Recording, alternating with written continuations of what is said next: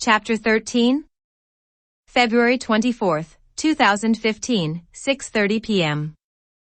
For my 11th birthday, I was allowed to create flyers for the celebration with my parents a few days before it. I made one little mistake, however, I was too good with Word for my age, which resulted in my parents asking me how I learned to use it so well in just under 2 months and also why I hated Comic Sans so much all of a sudden, which I, unfortunately, loved as a kid. Thankfully, I never liked papyrus, so I guess I deserve half a point there. Speaking of papyrus, a friend I had in middle school wrote about the Egyptians using it, which is just downright embarrassing. Surprisingly, there's a font even worse than both of them called Comic Papyrus, which I only suggest you look up if you hate yourself. As for my favorite font, I quite like Baskerville. It makes anything you type look so formal and fancy. I mean, I could write about the banalest thing and still have it look beautiful. Why do you think I use it? That's 1 point for pseudo-intellectualism. I swear I'm the long-lost great-grandson of Dean from the Iron Giant. I'm not a kid anymore, I pouted. Guess not, you'll be wearing a suit and tie soon at this rate, my mother joked. Like hell, I will be. I'd rather be buried alive. As long as I won't have to sit in a box with my back hunched all day, I think I'll be fine, I replied with a small smile. My biggest nightmare is that I'll get one of those crummy office jobs and have to sit in a cubicle the whole day while my boss whines and groans about every little thing while hopped up on a gallon of caffeine. I can't even have any without turning into a nervous wreck. Just 1 cup is enough to get me to shake like my washing machine. I swear that thing will explode one day. It's not all bad. My office has an espresso machine, my dad said, stretching sleepily. They taste horrible, I said, sticking my tongue out in disgust. I once had 2 shots of it, and it tasted like agony in a cup. My history teacher once told me about this girl in his class who had 6 espresso shots at once and how her heart got all messed up due to her having long QT syndrome or something. Sure, but nobody has them for their taste. If coffee didn't stimulate you, then it would have lost about 99% of its drinkers. Sometimes you have to decide which is worth more, he said, going into the kitchen to get some coffee.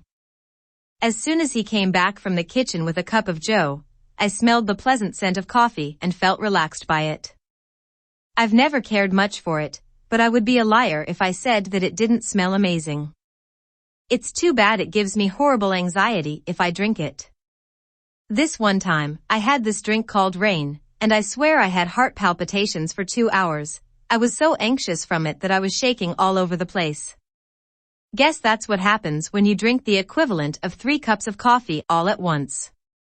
So, how does it feel to be 11?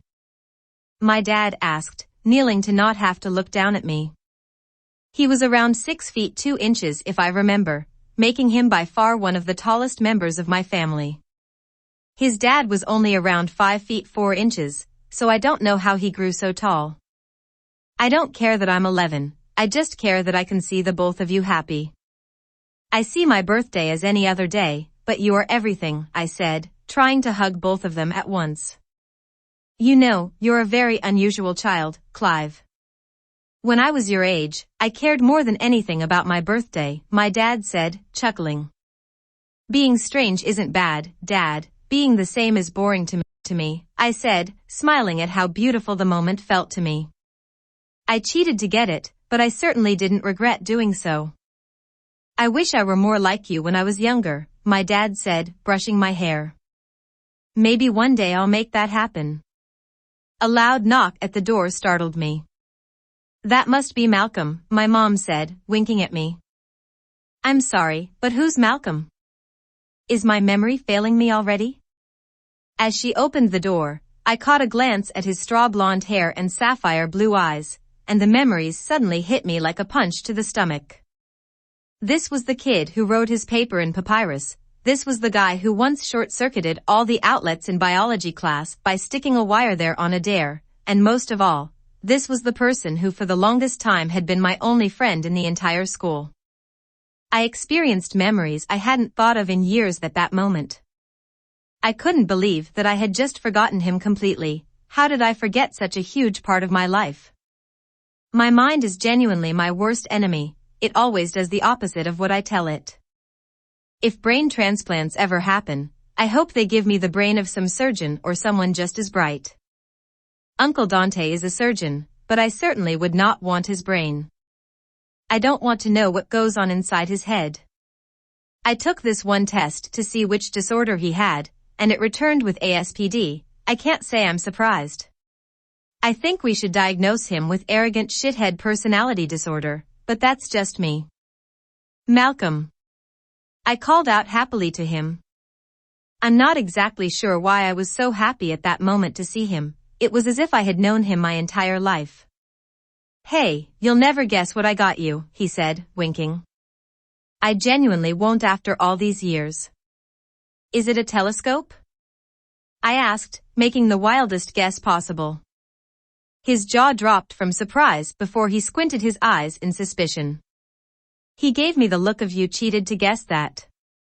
Are you wearing X-ray glasses? He asked, looking all over my face. No, and that's not how they work, I replied, laughing. Whatever, happy birthday, loser, he said, hugging me tightly. Thank you. It feels like I haven't seen you in forever, I said, dreading the moment that he'd eventually let go. I saw you yesterday, though, he replied, confused. I know, but do you ever get this strange feeling like you miss someone before they've even left? I replied as he finally let go.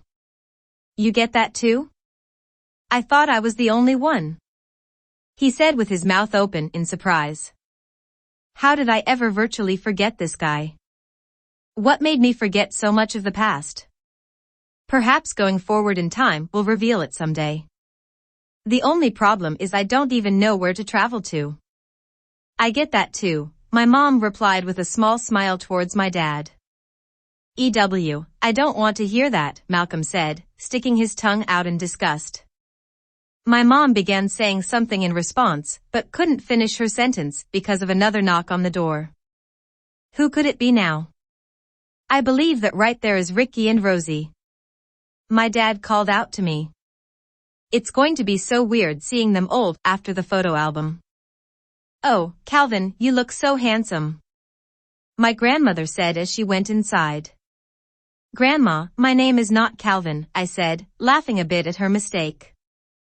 A slip of the tongue, my dear, look at how tall he is now, Harry. She said, looking over at my grandfather, who looked just as confused as I was at her mistake. My grandmother mixed up names constantly and once called me Jackson, her poodle. You always had to remind her she got your name wrong. It got annoying. I'm afraid my name is not Harry, but that certainly is one growth spurt. You must have grown about 5 inches since I last saw you, he said, hugging me.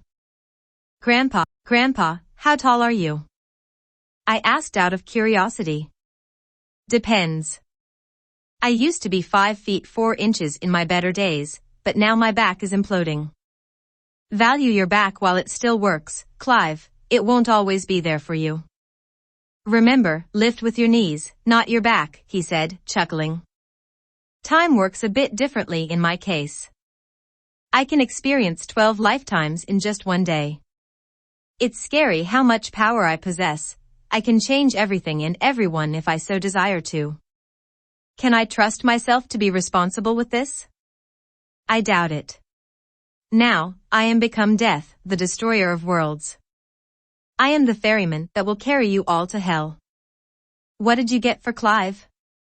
Malcolm asked curiously. Oh, hello there. I almost didn't notice you, my grandmother said in a surprised tone, finally noticing Malcolm. I got you a ferrofluid display, my boy, Ricky said, brushing my hair as my dad used to. What? The entire room asked in confusion, excluding my grandparents. They were really into science and, particularly, chemistry. My grandfather was honestly the type of person to become a mad scientist.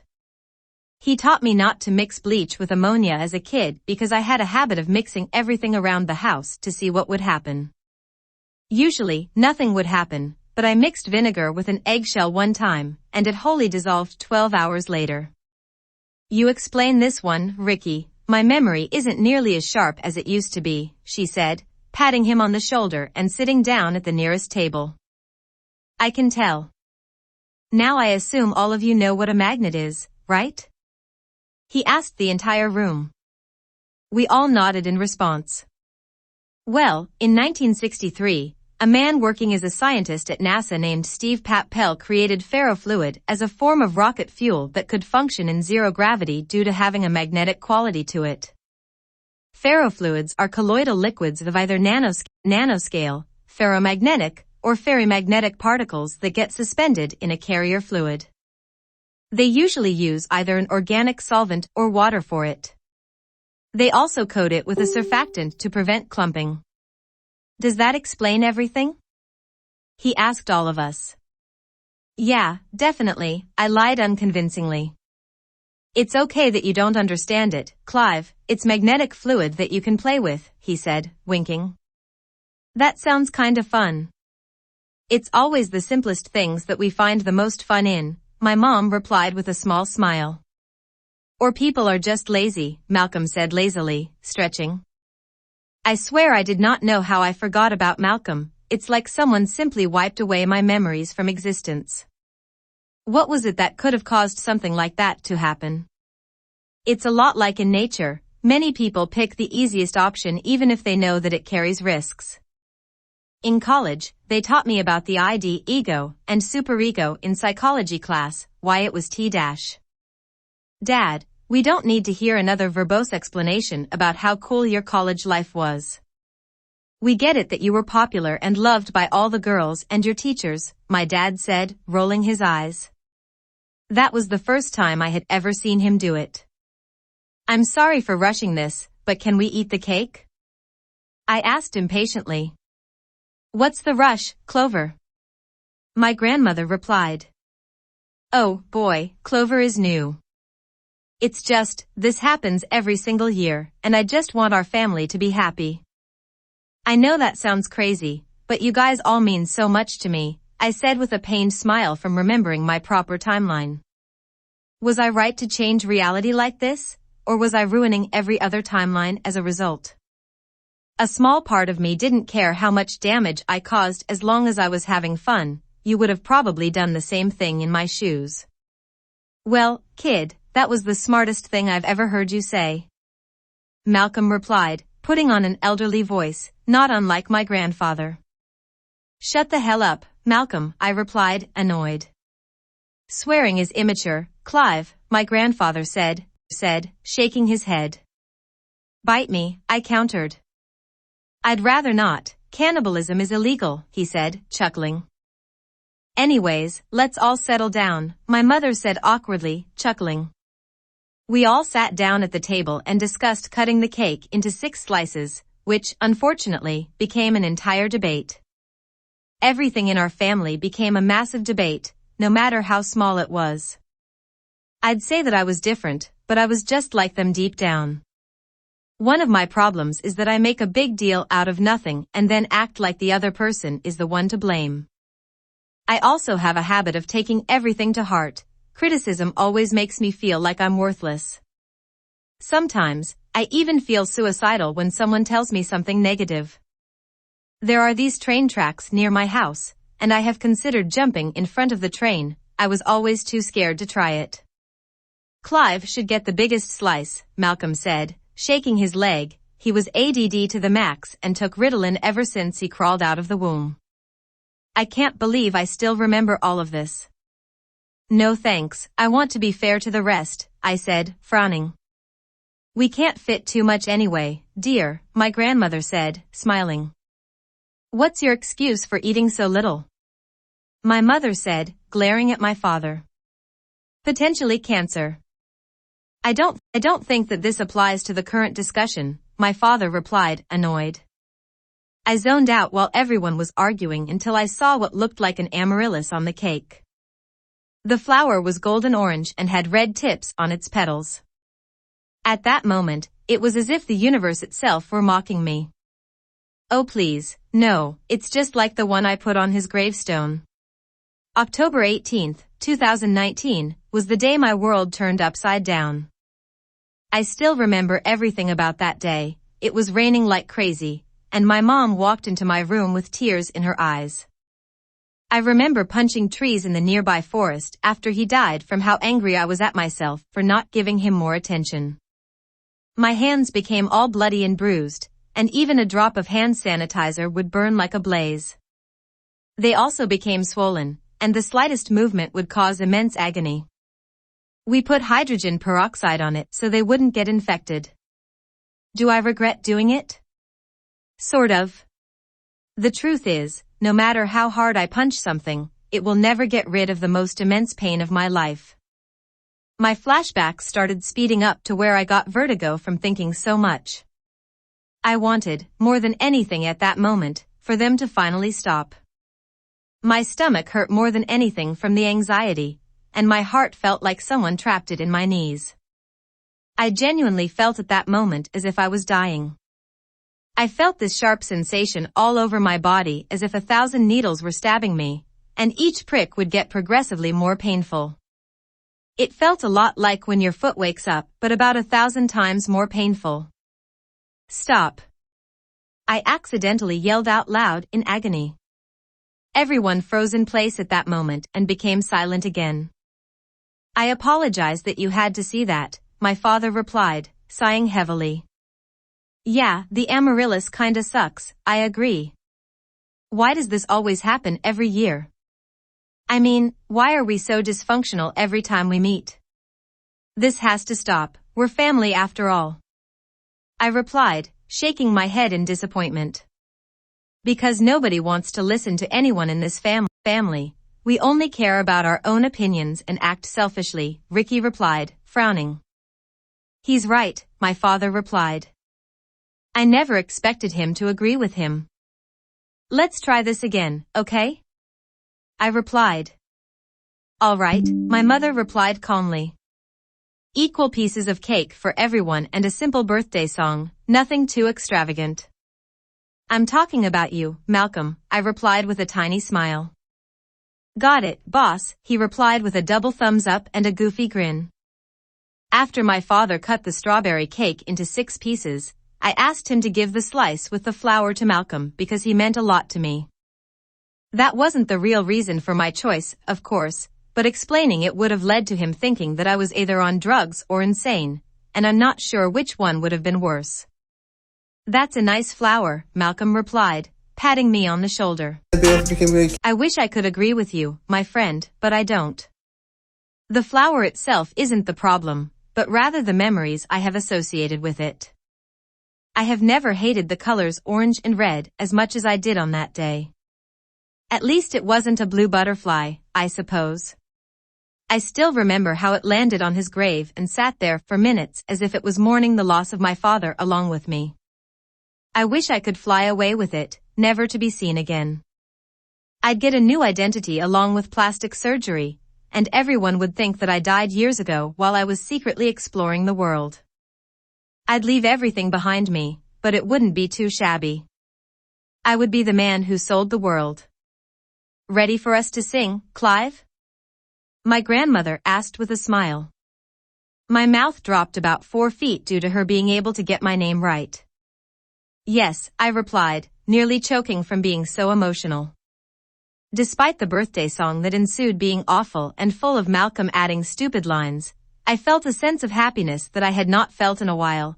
It was as if I was genuinely a kid again. When I was a child, I always wanted to be older, but now I realize the most significant time of your life is when you're a kid. Trust me, you should keep your childhood as long as you possibly can. Nothing is worse than a childhood that's lost too early. It affects you for the rest of your life. As I blew out the candles that spelled 11 following the song, Malcolm instantly asked me what I had wished for. You know you're not supposed to tell anyone what you wish for, right? I asked, laughing. Come on, I'm your friend, he replied, practically begging me. I'm good, I replied with a smirk. Now you might ask what exactly I had wished for on that day and why I didn't decide to tell my only friend at the time about it. The truth is, if I told you, it wouldn't ever come true, so for once, I am going to keep something from you. Perhaps you think I am wrong about it, but I promise that my wish is far too important to disclose. As to whether or not wishes can come true after death, I do not know, but sometimes you have to believe in something because if you don't, you'll have nothing to believe in at all.